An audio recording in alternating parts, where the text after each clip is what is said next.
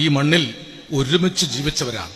ഒരുപോലെ ഒരേ ദുഃഖങ്ങൾ, ഒരേ സങ്കടങ്ങൾ, ഒരേ സ്നേഹങ്ങൾ പങ്കുവെച്ചവരാണ്. ഞാൻ മതേതരത്വത്തിന് വേണ്ടി പ്രവർത്തിക്കല്ല, മനുഷ്യന് വേണ്ടി സംസാരിക്കുക. എന്റെ അമ്മമ്മയും എന്റെ തൊട്ടയൽപക്കത്തുള്ള അയച്ചുമുത്തയും ഒരേ പ്രായക്കാരായിരുന്നു.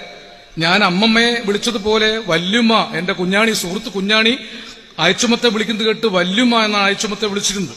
തൊട്ടടുത്ത വീടുകളായിരുന്നു. അയച്ചുമുത്തയുടെ മകൾ ബീവി ഉമ്മയും എന്റെ അമ്മയും സമപ്രായക്കാരായിരുന്നു. ബീവി ഉമ്മയുടെ മകൻ ഞാൻ കുഞ്ഞാണി എന്ന് വിളിച്ചിരുന്ന പരീക്കുട്ടിയും ഞാനും സമപ്രായക്കാരാണ്. പരീക്കുട്ടിയെ ജനതാ മാപ്പിള സ്കൂളിൽ ചേർക്കാൻ വേണ്ടി ചെന്നപ്പോൾ മാപ്പിള സ്കൂളിന്റെ ഹെഡ്മാഷ് ബാലമാഷ് ചോദിച്ചു എത്ര വയസ്സായി.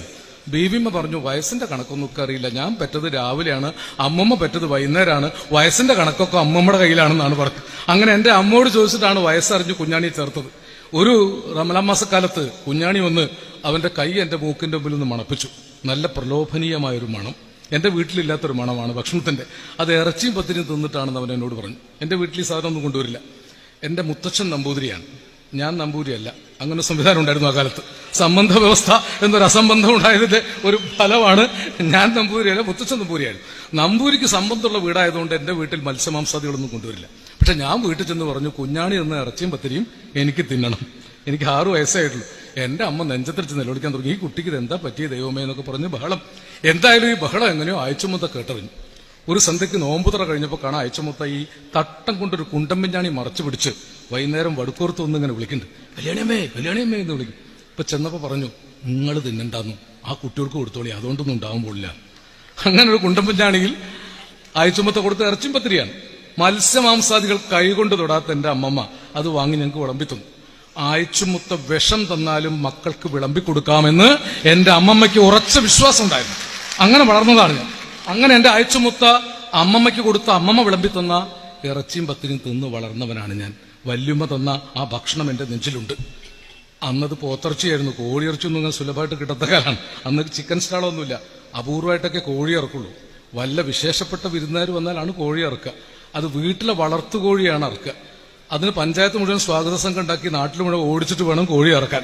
ഒരു വീട്ടിൽ കോഴി ഇറത്താൽ ആ പഞ്ചായത്തിന് മുഴുവൻ വിവരം അറിയും. ആ കാലത്ത് ഒന്നാന്തരം പോത്തിറച്ചി തിന്നിട്ടാണ് ഞാൻ വളർന്നിട്ടുള്ളത്. അതുകൊണ്ട് ഞാൻ നേരത്തെ പറഞ്ഞിട്ടുണ്ട്, BJP ഗവൺമെന്റ് ബീഫ് നിരോധിച്ചപ്പോൾ ഈ രാജ്യത്ത് BJP അല്ല, RSS അല്ല, ദേവേന്ദ്രന്റെ അച്ഛൻ മുത്തുപ്പട്ടർ നിരോധിച്ചാലും എന്നെ ബീഫ് നിരോധിക്കാൻ ഒരാൾക്കും സാധിക്കുകയില്ല.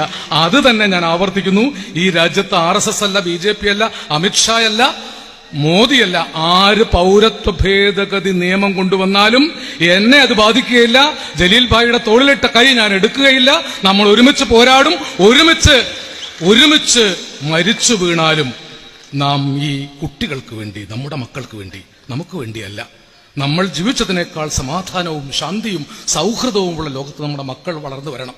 സിറിയൻ ആഭ്യന്തര കലാപത്തെ തുടർന്ന് പലായനം ചെയ്ത ലക്ഷക്കണക്കായ ആളുകളിൽ നിന്ന് ഒരു കടപ്പുറത്ത് വന്നടിഞ്ഞ ആ ചെറിയ കുഞ്ഞിന്റെ നിർജീവമായ ജഡം എന്റെ മനസ്സിലുണ്ട്. പ്രിയപ്പെട്ടവരെ, ഒരു കുഞ്ഞും പലായനങ്ങളുടെ പേരിൽ കൊല ചെയ്യപ്പെടാത്തൊരു നാടിനു വേണ്ടി നമ്മൾ ഒറ്റക്കെട്ടായി പോരാടും.